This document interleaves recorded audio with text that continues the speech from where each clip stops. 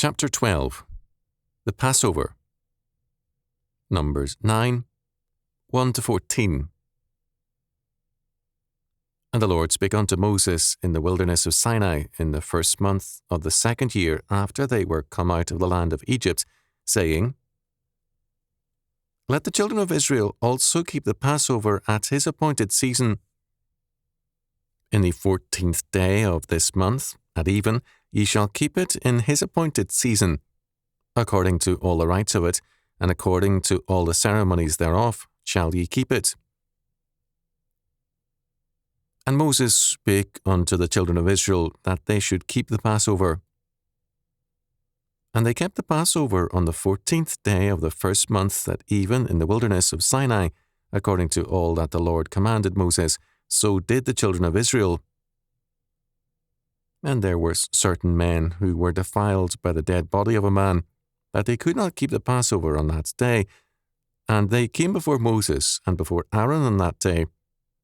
And those men said unto him, We are defiled by the dead body of a man, wherefore are we kept back, that we may not offer an offering of the Lord in his appointed season among the children of Israel? And Moses said unto them, Stand still, and I will hear what the Lord will command concerning you. And the Lord spake unto Moses, saying, Speak unto the children of Israel, saying, If any man of you or of your posterity shall be unclean by reason of a dead body, or be in a journey afar off, yet he shall keep the Passover unto the Lord. The 14th day of the 2nd month, at even they shall keep it, and eat it with unleavened bread and bitter herbs. They shall leave none of it unto the morning, nor break any bone of it. According to all the ordinances of the Passover they shall keep it. But the man that is clean, and is not in a journey, and forbeareth to keep the Passover, even the same soul shall be cut off from among his people, because he brought not the offering of the Lord in his appointed season. That man shall bear his sin.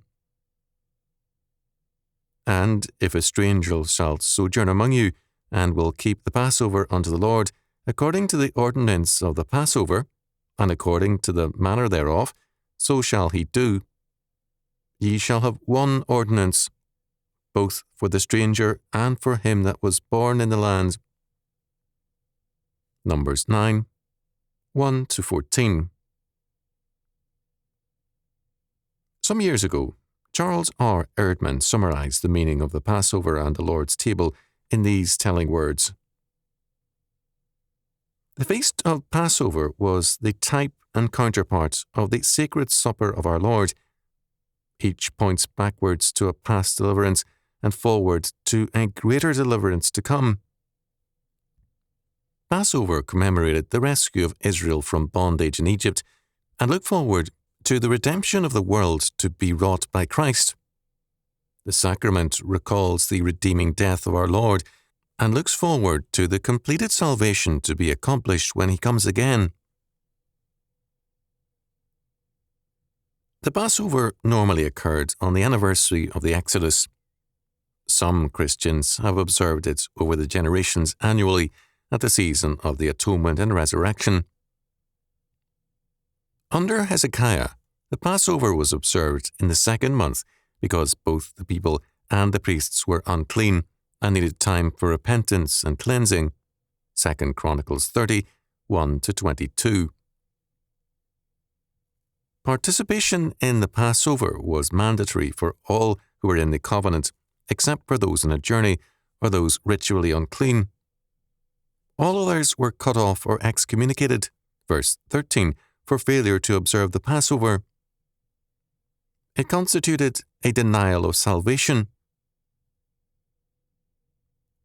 Hezekiah's postponement of the observance thus had instruction and preparation in mind. In verse 14 we see that strangers or foreigners were allowed to participate in the Passover. These were believers in various nations who had made pilgrimages to the sanctuary, and this text provides for their reception.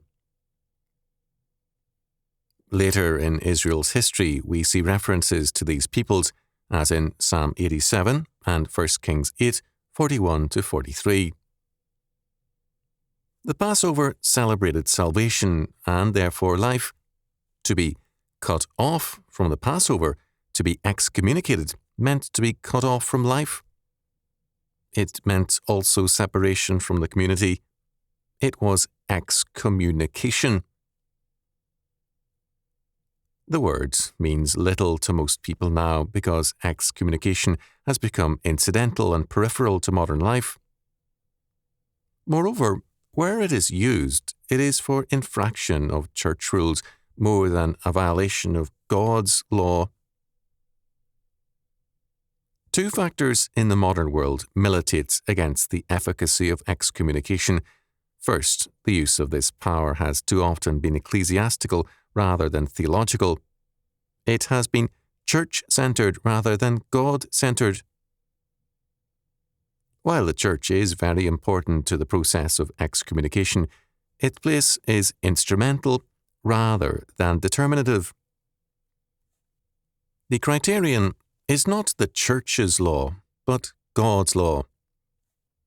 Second, excommunication is separation from the community, and where community does not exist, there can be no efficacious excommunication, humanly speaking.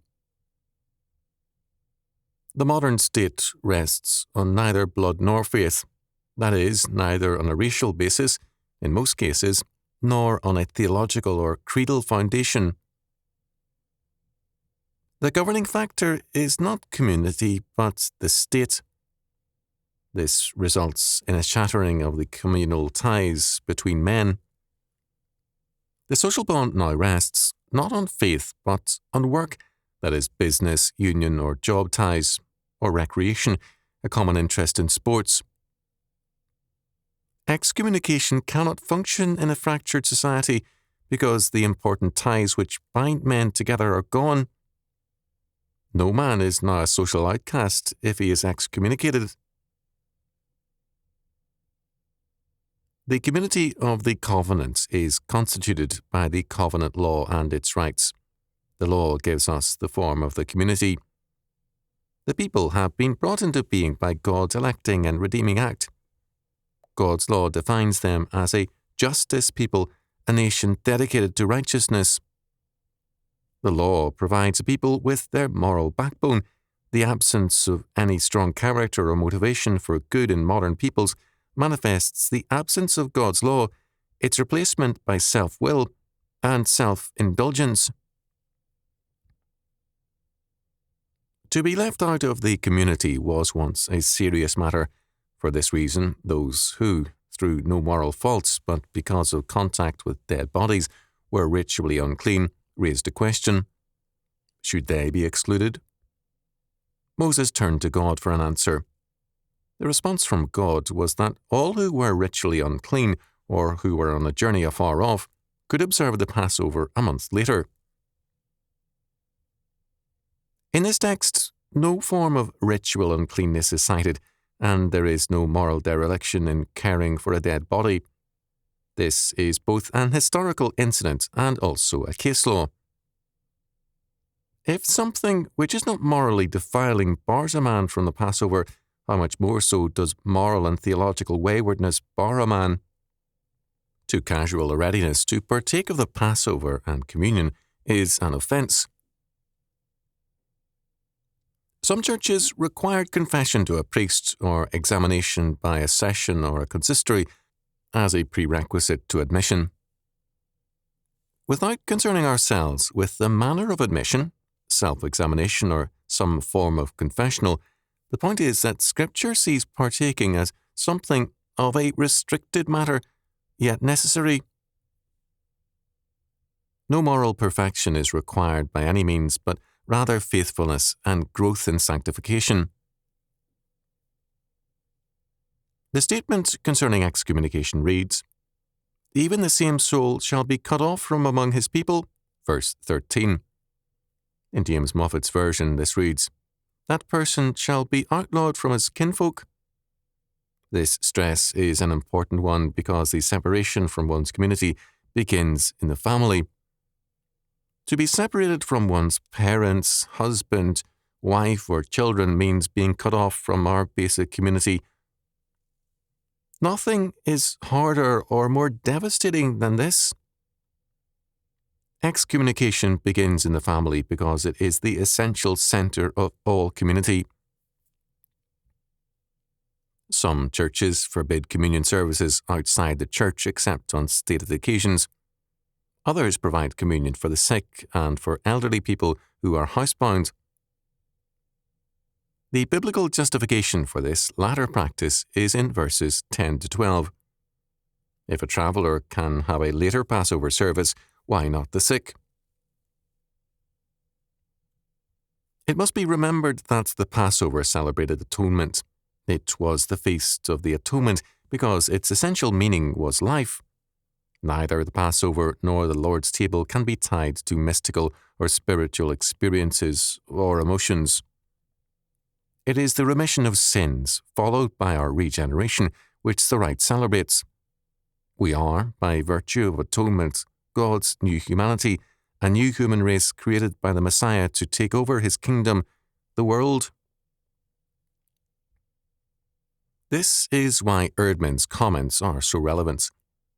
This sacrament looks back at the Great Atonement event, and it looks ahead to our great victory as a result of it. The power of sin is progressively broken, and before the end, the last enemy, death, is destroyed. 1 Corinthians 15, 24 to 26. Then the fullness of the true community, the kingdom of God, will be realized. Because the Passover and communion look forward to that community, there must be community within the church if communion is celebrated. The deacon's offering for the needy cannot be an afterthought or a minor gesture. Communion in and with Christ requires that communion with the least of these, Matthew 25:40, Christ's needy ones, be a vital part of the Christian community.